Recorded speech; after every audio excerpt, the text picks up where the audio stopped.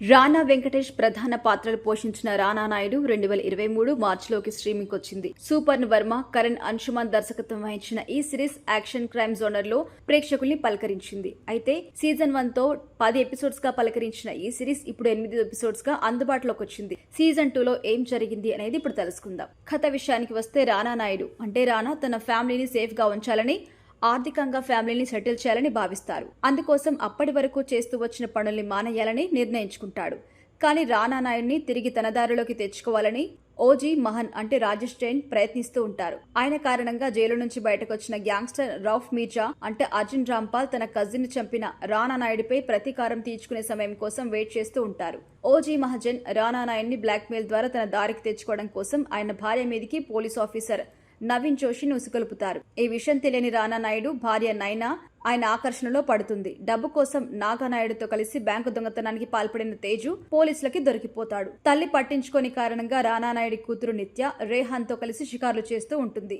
విరాజ్ ఒబేరాయ్ కూతురు అలీకాతో కలిసి క్రికెట్ కి సంబంధించి బిజినెస్ చేయాలని రానా భావిస్తారు. ఆమె పట్ల ఆకర్షితులైనా పట్టించుకోడు. అలాంటి పరిస్థితుల్లో రేహాన్ ని అతని తండ్రిని రౌఫ్ హత్య చేస్తుంటే రానా నాయుడి కూతురు నిత్య చూస్తుంది. దాంతో ఆమెను చంపాలని రౌఫ్ నిర్ణయించుకుంటాడు. భార్య కూతురు విషయాలు, అన్న జైల్లో ఉన్న సంగతి రానా నాయుడికి తెలుస్తుంది. అప్పుడు అతను ఏం చేస్తాడు, తన కుటుంబాన్ని ఎలా కాపాడుకుంటాడు అనేదే మిగిలిన స్టోరీ. ఇక విశ్లేషణ విషయానికి వస్తే రానా నాయుడు సీజన్ 2 స్ట్రీమింగ్ లోకి రాగానే ఇది సీజన్ 1 కి మించి ఉందా లేదా అనే ప్రశ్న అయితే అందరిలో వచ్చింది. మొదటి సీజన్ విషయంలో తెలుగు ఆడియన్స్ వైపు నుంచి కాస్త ఘాటైన విమర్శలే వచ్చాయి. అందువల్ల ఆడియన్స్ మొదటి సందేహం ఆ వైపు నుంచే ఉంటుంది. మొదటి సీజన్ లో కంటే ఈ సీజన్ లో బూతులు, హద్దులు దాటిన శృంగార సన్నివేశాల విషయంలో చాలా వరకు నియంత్రణ అయితే ఉంది. రానా నాయుడు సీజన్ 1 లో అలా వదిలేసిన ట్రాకుల్ని సీజన్ 2 లో కొనసాగించారు. మొదటి 3 ఎపిసోడ్స్ కాస్త నిదానంగా నడుస్తాయి. 4వ ఎపిసోడ్ నుంచి ఊపందుకుంటుంది కథ. మొత్తం కథలో రానా, అర్జున్ రాంపాల్ పాత్రలు ప్రధానమైనవి.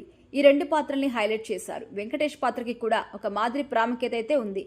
మిగతా వారి పాత్రలు అవసరమైనంత బలం లేకపోవడం వల్ల తేలిపోతాయి. ఇక కుటుంబం కోసం ప్రతి ఒక్కరూ ఆలోచన చేయాలి, వాళ్ళ కోసం కష్టపడాలి. అయితే అందుకు తగ్గ మార్గాలు కూడా ఎంచుకోవాలి. మనం ఎంచుకునే మార్గం సరైంది కాకపోతే మన కుటుంబం ముందే దోషిగా నిలబడాల్సి వస్తుంది అనే సందేశాన్ని ఇచ్చిన తీరైతే చాలా బాగుంది. పనితీరు విషయానికి వస్తే కథాకథనాలని భారీతనంతో కలిపి నడిపించిన తీరు బాగుంది. యాక్షన్ కి అక్కడక్కడ ఎమోషనల్ టచ్ ఇస్తూ వెళ్లిన విధానం కూడా బాగుంది. ఇక వెంకటేష్ పాత్రతో కాస్త కామెడీ టచ్ ఇచ్చారు. రొమాంటిక్ టచ్ కూడా ఉంది. ఏ పాత్రను అనామకంగా వదిలేకుండా వేసిన స్క్రీన్ ప్లే అయితే బాగుంది.